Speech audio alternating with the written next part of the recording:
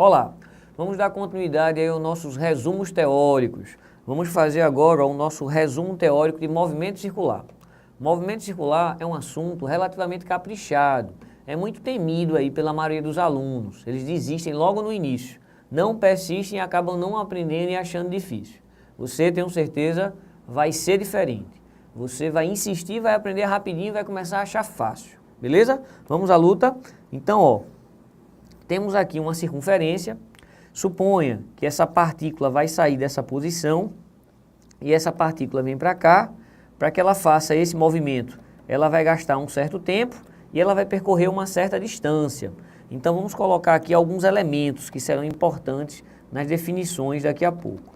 Então eu posso dizer que ao sair dessa posição 1 para essa posição 2, foi varrido, foi descrito um certo ângulo que eu estou chamando de delta-teta. E ele andou uma certa distância. E essa distância que ele percorreu aqui, eu vou chamar de delta-s. E essa circunferência tem um determinado raio. Então, a partir dessa visualização, a gente vai colocar algumas definições. A primeira é a definição de ângulo. Vamos lá? Definição de ângulo. Como é que um ângulo ele é definido? Bem, a gente vai definir ângulo exatamente como a matemática define, só que a gente está chamando ele agora de delta-teta. Então, para a gente, o ângulo, que é o nosso delta-teta, é o arco varrido aqui, descrito, que é o delta-s, dividido pelo raio. Então, essa é a expressão do ângulo. Ângulo é o arco pelo raio, é o delta-s pelo raio. A unidade do ângulo é a unidade de comprimento dividido pela unidade de comprimento. Era para não ter unidade, mas a gente vai convencionar que a unidade do ângulo é a unidade de radiano. E aí, quando a gente fala de radiano, provavelmente você lembra que a gente tem que 2π radiano equivale a 360 graus. Guarda essa informação porque pode ser útil também. Vamos agora ao segundo conceito que eu quero definir aqui para vocês, desse conteúdo de movimento circular. O nosso segundo conceito é o conceito de velocidade angular. A gente já tinha estudado a velocidade escalar, sim, mas eu quero agora velocidade angular. Como é que a gente define a velocidade angular?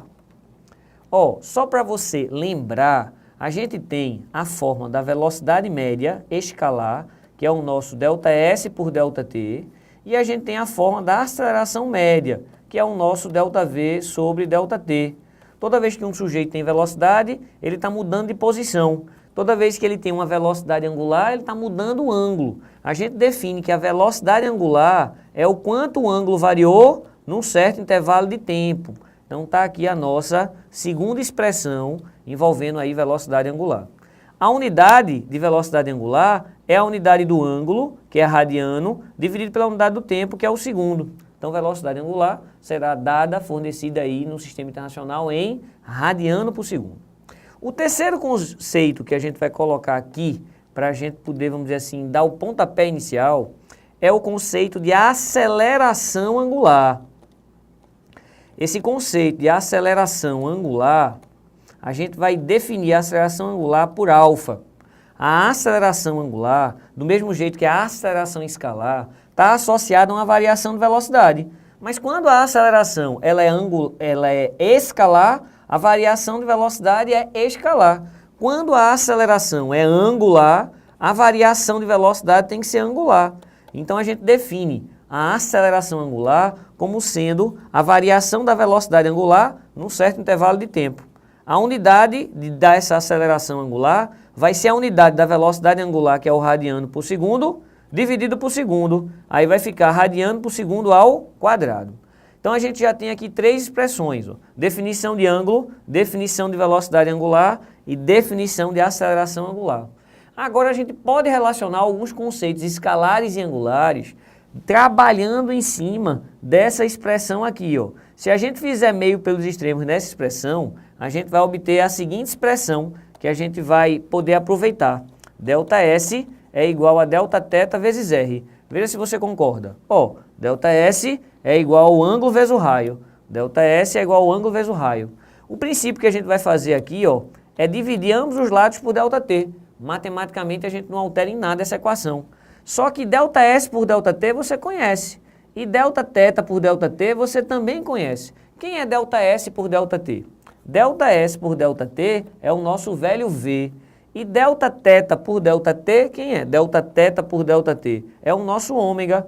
Então essa expressão que é muito usada nesse assunto de movimento circular, relaciona essa equação grandeza escalar com grandeza angular. Grandeza escalar também é chamada de essa velocidade escalar também é chamada de velocidade tangencial ou velocidade linear, ou simplesmente velocidade. Quando ele pedir, me dê a velocidade do sujeito que está girando, me dê a velocidade linear, me dê a velocidade tangencial ou me dê a velocidade escalar, é tudo V. O ômega é que é a velocidade angular, ok? Muito bem. Essa expressão a gente também pode trabalhar para obter outra expressão. Suponha que vai haver tem um V igual a ômega R.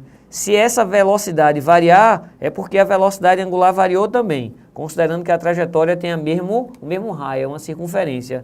Aí a gente divide ambos os lados por ΔT, e aí a gente tem mais uma vez, ΔV, ΔT e ΔΩ, ΔT. O que é isso? ΔV, ΔT é o nosso conceito de aceleração escalar, e ΔΩ, ΔT é o nosso conceito de aceleração angular.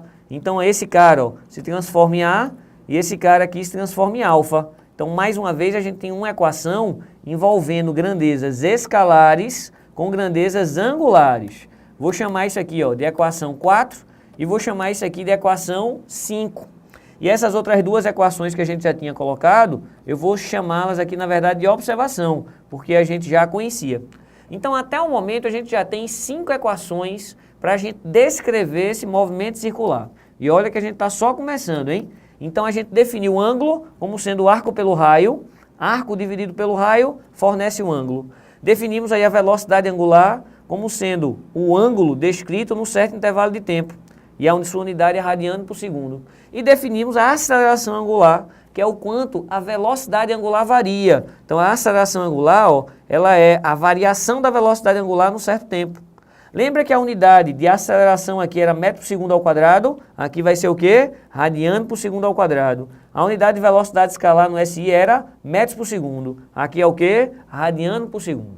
Então fique atento a esses conceitos, tá? Além dessas 3 expressões de ângulo, velocidade angular e aceleração angular, memorize essa expressão 4, V igual a ômega R, e memorize a expressão 5, A igual a alfa R. Então eu chamo esses 5 tópicos dos conceitos básicos do movimento circular. Só que a gente vai estudar 2 tipos de movimento circular. A gente vai estudar esse primeiro tipo aqui, que é o chamado MCU. O que é esse MCU? É um movimento circular uniforme. Quando a gente fala que é um MCU, movimento circular uniforme, ele nem fica mais rápido, nem fica mais lento. Ele vai girar sempre, dar voltas sempre em tempos iguais. E aí, quando ele dá voltas em tempos iguais, a gente então pode dizer que vai existir um tempo que fica se repetindo, que é o chamado período. Esse período é o tempo para dar uma volta, e a gente vai chamar de T maiúsculo. E o período, ele está associado com outra grandeza chamada de frequência. E o período e a frequência são grandezas inversamente proporcionais. Então a gente vai colocar aqui, mais uma expressão. Frequência é o inverso do período. Conte mais, você pode falar. Como é que eu sei que essa relação é uma relação inversa? Basta você imaginar assim. Se eu começar a girar aqui a minha mão, sempre da mesma maneira, isso aqui tem um período e associado a esse período tem uma certa frequência. Mas se eu começar a girar mais rápido, eu sei que o tempo que ele leva para dar uma volta é menor, mas a frequência é maior. Então, quando eu diminuo um, o outro aumenta. Então, período e frequência são grandezas inversamente proporcionais. Dentro desse movimento circular e uniforme, a gente pode reconstruir, reescrever a fórmula anterior. Lembra que a gente viu a definição aqui de ômega? Cadê ômega? Ômega era o ângulo pelo tempo. Tá, mas se esse tempo for um tempo especial, como assim um tempo especial? Se esse ΔT representar o período. Meu irmão, se esse ΔT for o período é o tempo para ele dar uma volta. Sim, mas eu quero o ângulo que representa uma volta. 360 graus. E também posso escrever como sendo 2π radianos. E aí a gente chega a essa mais uma expressão. A expressão do ômega no movimento circular uniforme. O ômega é 2π sobre o período. Mas quem é o inverso do período? É a frequência. Então o ômega ganha uma nova opção aqui. o ômega pode ser calculado como sendo 2π, o inverso do período é a frequência. Então veja quantas fórmulas estão aparecendo, então por isso que a maioria das pessoas nem aprende, nem gosta de movimento circular. Mas seja aí persistente. O que a gente pode também dizer é o seguinte, o movimento circular uniforme, ele nem aumenta a velocidade nem diminui. Então a gente pode garantir que no movimento circular uniforme, o ômega ele é constante. E se o ômega ele é constante, não tem aceleração angular. A aceleração angular é zero. Então essas propriedades elas são, vamos dizer assim, o resumo do movimento circular uniforme. Movimento circular uniforme tem ômega constante. E quando tem ômega constante, tem aceleração angular nula. Vai existir, sim, uma aceleração associada a qualquer movimento circular e essa aceleração ela é chamada de aceleração centrípeta. E é possível deduzir que essa aceleração centrípeta é calculado como sendo v² sobre r. E se a gente usar essa expressão, onde v é igual a ômega vezes r, aqui dentro a gente vai chegar a uma outra expressão de aceleração centrípeta, que é ômega² vezes r. Mas, professor, é fórmula de mais. É verdade, é fórmula de mais. Mas isso é o assunto do movimento circular. Não tem como fugir dessas equações. A gente daqui a pouco vai contextualizar, é um próximo passo. Mas vamos respirar aqui essas fórmulas que a gente já colocou. Frequência, o inverso do período. A unidade da frequência que eu não tinha colocado, desde que o tempo esteja em segundo, quando ficar 1 sobre o segundo, 1 sobre o segundo é chamado de Hertz. Então, a unidade de frequência no SI é conhecida como Hertz, beleza? Então, para estar em Hertz, o tempo tem que estar em segundos, fique atento aí. Massa, o que a gente pode falar ainda mais a respeito desse movimento circular e uniforme é que ele obedece àquela fórmula do sorvete. Lembra que a gente tinha aquela fórmula do SS0 mais VT, tá lembrado? Só que agora a gente vai fazer a seguinte mudança. Em vez de colocar S, a gente vai colocar o ângulo. Então o que era S vira θ. O que era S0 vira θ0. O que era velocidade escalar vira velocidade angular e T continua tempo. Essa é a nossa nova e talvez última expressão dessa parte introdutória de movimento circular e uniforme. θ0 mais ômega-t. θ0 mais ômega-t. Professor, mas tem mais coisa aí de movimento circular uniforme? Claro que tem. A outra coisa que normalmente a gente faz referente a movimento circular uniforme são os acoplamentos. Mas antes de ir para acoplamentos, vamos colocar aqui, ó, movimento circular uniformemente variado. O movimento circular uniformemente variado, ele vai ter aceleração angular, sim. E a aceleração angular dele, por ser uniformemente variado, vai ser uma constante. E quando essa aceleração angular é constante, a gente vai ter as três equações muito parecidas que a gente tinha lá no movimento uniformemente variado. Ó, lembra as três equações? V0 mais AT, nós tínhamos o Torricelli, V² V0² mais 2A ΔS, e a gente tem aqui ó, o sorvetão, SS0 mais V0T mais AT² sobre 2. Então veja bem.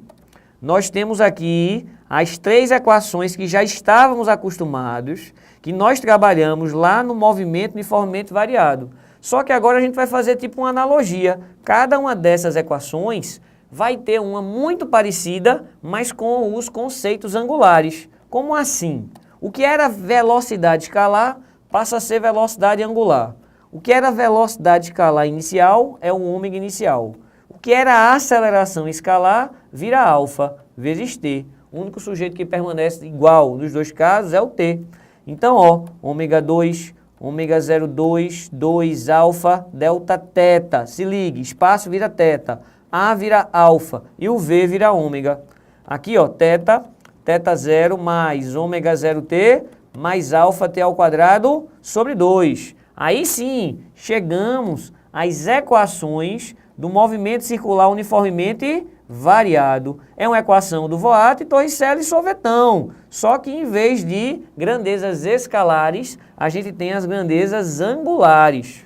Uma informação importante, já que quando a gente fala que o movimento é circular, mas é variado, não tem sentido falar em período no movimento circular uniformemente variado. Por que não tem sentido? Porque ele não está ficando cada vez mais rápido ou cada vez mais devagar, então o tempo para dar uma volta está mudando. Se o tempo está mudando para dar uma volta, não tem sentido, porque período é um tempo que se repete.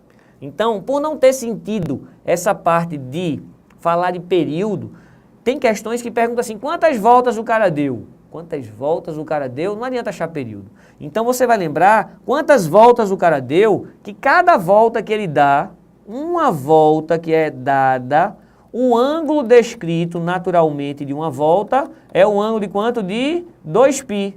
Então, se vai ser perguntado qual é o número de voltas, então você, na verdade, precisa descobrir quem é o ângulo que ele girou. Quando você descobre o ângulo que ele girou, por uma simples regra de 3, você consegue descobrir o número de voltas que ele deu. Como assim? Suponha que você fez um cálculo nesse movimento circular uniformemente variado e o ângulo total descrito aí pelos giros foram 6π. Lembra que 2π é uma volta? Então, 6π, 3 voltas. Uma regrinha de 3 para descobrir o número de voltas, ok?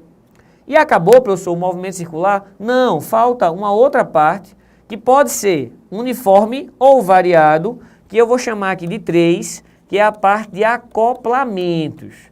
Essa parte é muito importante. Normalmente as questões que são contextualizadas de movimento circular envolvem essa parte de acoplamentos.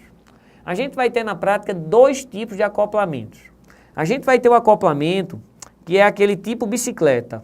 Como assim um acoplamento tipo bicicleta? Lembra que na tua bicicleta tinha uma tal de coroa que tinha um pedal e pequenininha tinha a catraca e aí tinha a corrente que ligava a nossa catraca até a nossa coroa, que era onde ficavam os pedais. Beleza. E aí, como é que a gente pode ter aqui de informação importante? Suponha que essa catraca que eu estou chamando, ela tenha raio A. E essa outra, que eu estou chamando de coroa, tem um raio B. O que a gente pode garantir é que se essa corrente andar 30 centímetros, aqui também tem que andar 30 centímetros. A distância percorrida por uma tem que ser exatamente a distância percorrida em qualquer situação. Todo mundo anda a mesma coisa. Então eu posso garantir que os ΔS de todos os pontos da corrente são iguais. Se os ΔS são iguais, a conclusão disso que a gente pode tirar nesse tipo de figura é que a velocidade dessa catraca A é igual à velocidade dessa catraca B. Mas aí você pode ficar confuso. Mas professor, como é que as velocidades são iguais se esse aqui eu sei que gira mais vezes do que esse? Se gira mais vezes, não era para ter velocidade maior não? Aí é onde mora o cuidado. Aí é onde mora que às vezes a intuição falha. Se você for andar com um amigo seu, só que suponha que um é alto e o outro é baixo, e aí vai andar lado a lado, a quantidade de passos fornecida pelos os dois são iguais? Um altão e um baixinho andando lado a lado? Não. Para que o baixinho acompanhe o movimento do grandão, o baixinho tem que dar muito mais passos do que o grandão. Então a frequência de passos do menorzinho tem que ser maior, mas vai acompanhar. Então, se vai acompanhar, as velocidades vão ser o quê? Iguais. Mas agora a gente vai começar a usar aqueles conceitos que a gente comentou lá no movimento circular uniforme. Lembra a forma do V? Vou escrever aqui, ó. O nosso V era calculado como sendo ômega-r. Vou aplicar isso aqui, ó. No lugar de V eu faço ômega-r do A igual a ômega-r do B. Guarda essa informação, ok? E no lugar do ômega, professor, posso trocar? Pode. A gente pode colocar, por exemplo, 2π sobre o período do A. Não é o ômega do A? Nega 2π sobre o período. Lembra que a gente escreveu? 2π sobre o período é o ômega? Beleza. Cancela alguém aqui? Cancela. No lugar do ômega do B, ó, 2π sobre o período de B, vezes o raio de B. Você está vendo que vai cancelar o π e vai cancelar o 2. Ficaria raio de A, período de A, raio de B, período de B. E quem é o inverso do período? O inverso do período é a frequência. Então, frequência, o inverso do período, frequência. Frequência de A, raio de A, é a frequência de B, raio de B. Quando a gente tem isso aqui na matemática, quando a gente tem que o produto dá sempre a mesma coisa, que eu chamo de CTE, que é constante, essas duas coisas são inversamente proporcionais. Então essa matemática está garantindo que quem tiver raio menor tem que ter frequência maior, porque raio e frequência são grandezas inversamente proporcionais. Beleza? Professor, tem mais outro tipo de acoplamento. Esse eu chamaria de acoplamento tipo A. E cadê o acoplamento tipo B?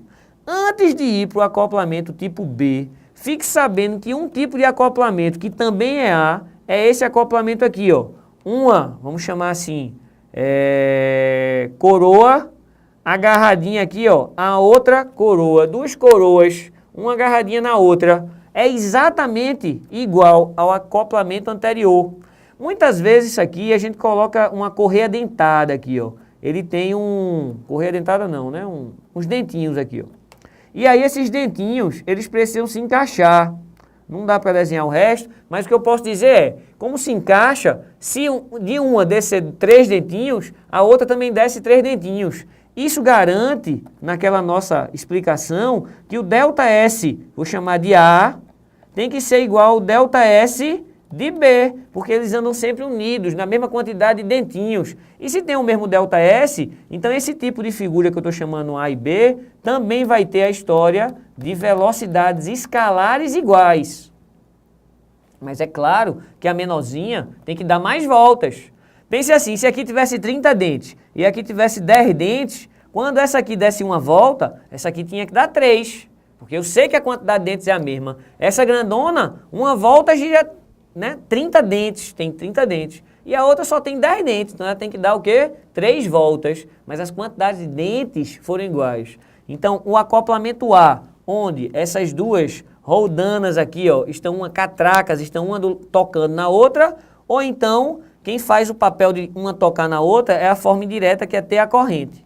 E cadê o acoplamento tipo B, professor? Mesmo um acoplamento tipo B é o seguinte, suponha que a gente tenha aqui, ó, uma haste, e nessa haste a gente tenha 2 pontos. Eu vou colocar aqui, ó, o ponto A e vou colocar aqui o ponto B.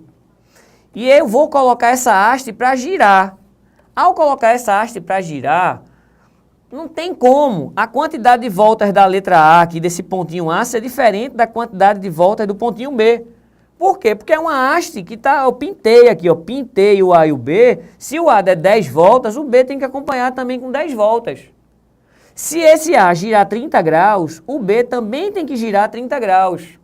Fazer um desenho aqui, ó, para melhorar ainda mais. Suponha que seja a situação 1 e depois ela veio para cá, ó, situação 2. O desenho nunca fica exatamente igual, mas sua boa vontade aqui, ó. Então, ó, eu sei que a distância percorrida por A não é igual à distância percorrida por B, mas os ângulos são. Então, como os ângulos são iguais nesse trajeto, a gente pode então garantir que nesse tipo de acoplamento, que eu estou chamando de acoplamento B, as velocidades angulares são iguais. Por quê? Porque é o mesmo ângulo. Mas, meu irmão, se tem a mesma velocidade angular, tem o mesmo período, é verdade. E se tem o mesmo período, também tem a mesma frequência, é verdade. Porém, perceba que a distância percorrida pelo B, distância, não é o ângulo, a distância percorrida pelo B é maior do que a distância percorrida pelo A. Por quê, professor? Lembra da fórmula V igual a ômega R? O raio dessas duas são iguais? Não, aqui tem um raio de A, aqui tem um raio de B. A sujeita B tem maior raio, logo anda mais porque tem maior o quê? Velocidade, já que os ômegas dos dois são ômegas o quê? Iguais. Então quem está mais afastado tem mais velocidade escalar. Então isso tudo aí, ó, representa o nosso movimento circular. É claro que isso não dá base para você sair fazendo questão e acertando. O que faz aprender a fazer questões é você ver questões resolvidas e depois praticar essas questões e fazer questões parecidas e insistir, pessoal. Física é um processo de insistência, então insista que você vai aprender. Curiosamente, quando você aprende, você passa a gostar. É como se fosse uma coisa bem natural, é uma metamorfose. Não gosto porque não sabe. Não gosto, aí começa a estudar e começa a aprender, começa a gostar. Aprendeu, gostou, é assim. Então o desafio não é querer gostar, o desafio é você querer aprender. Aprendeu, já vai ficar prazeroso, você vai ver. Valeu então.